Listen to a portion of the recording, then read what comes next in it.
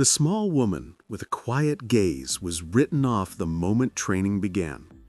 She can't even lift a rucksack and she wants to shoot? Laughter ricocheted across the base. No one cared to learn her name. Until a joking officer rolled up her sleeve and the yard fell silent. Tattooed on her left wrist, Kel 13. Minutes later, a military helicopter descended, blades chopping the wind. A general stepped out. "Whoever bears this code answers only to me." Sarah Mitchell stood calm, soft brown hair loose in the breeze. Her faded uniform hung like it belonged to someone else. Around her, big recruits with buzz cuts and women with tight ponytails avoided her gaze. The laughter was gone. Sarah adjusted her sleeve, hiding the tattoo, and returned to the barracks. The air had changed. The base was holding its breath. The first day at NATO's training camp was brutal.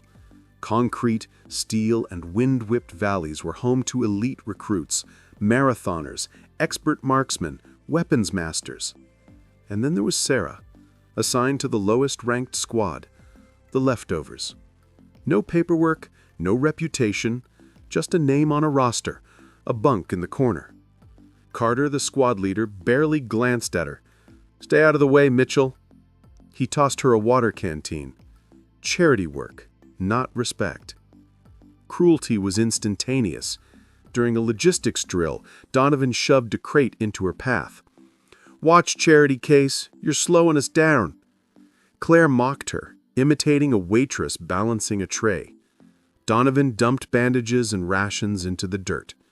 Sarah knelt, methodical, unreadable, gathering the supplies.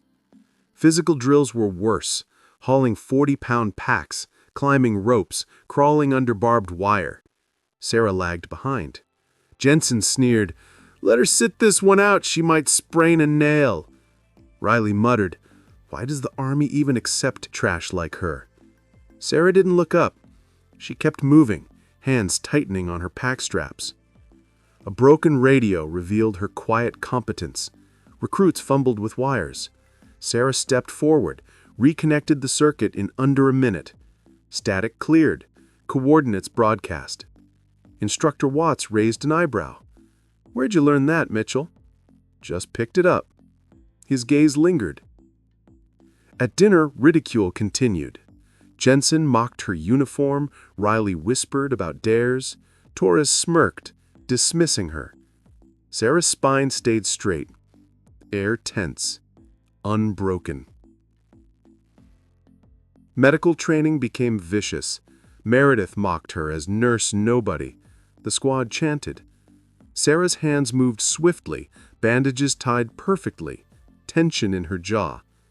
The next night, a simulated operation proved her instincts. "You're walking into a radar trap," she whispered, saving the squad from detection. Night patrols revealed hidden explosives. She pulled Walsh back from a tripwire. Holt, the instructor, confirmed the danger.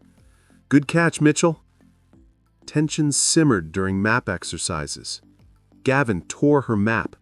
She pulled a spare, continued plotting, her silence louder than any insult. During weapons checks, Bragg yanked up her sleeve. Tattoo, Kel 013. Eyes widened. Laughter cracked, then froze when her gaze met his. Tactical briefings revealed insight. Sarah corrected a flaw in an urban assault plan. "Your flanks exposed," she said, calm. Instructor Reed adjusted diagrams. Recruits exchanged glances. She was no longer invisible.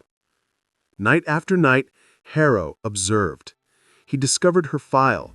Ghost Viper 013 Mitchell. Kill count 200. Disappeared 4 years prior. A professional ghost. At live fire drills, she stepped up despite mockery. 5 moving targets, 5 bullseyes, 6 seconds. Silence fell. Brooks, the general, froze at the tattoo. Recognition dawned.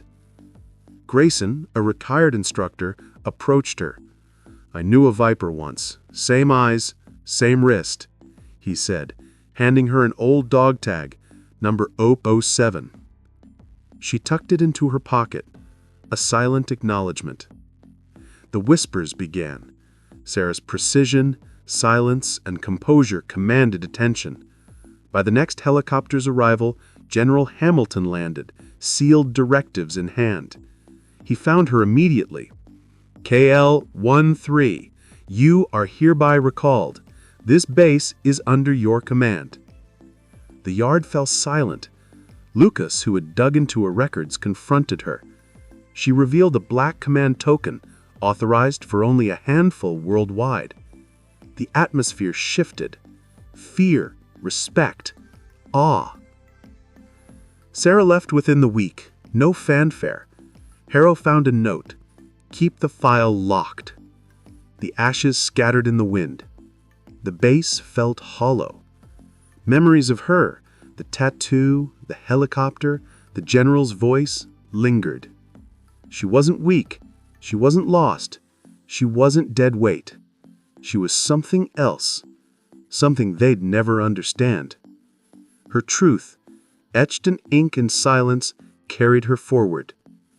Those who mocked, underestimated, and tried to break her were the ones left behind.